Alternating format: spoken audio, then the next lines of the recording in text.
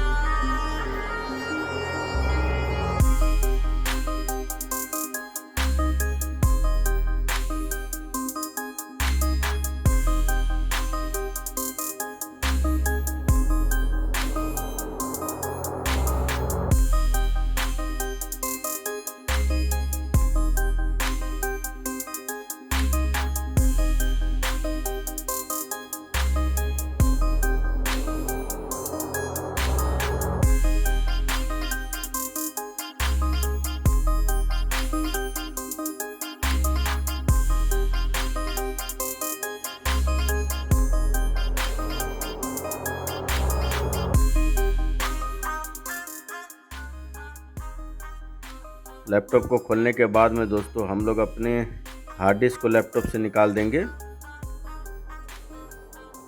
Hard disk को laptop से निकालने के बाद में दोस्तों फिर हम लोग इसकी जगह पे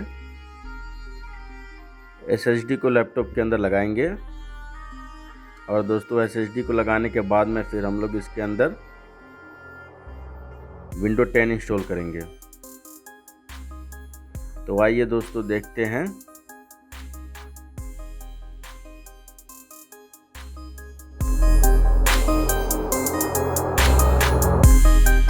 हमारी SSD दोस्तों लैपटॉप के अंदर में लग चुकी है।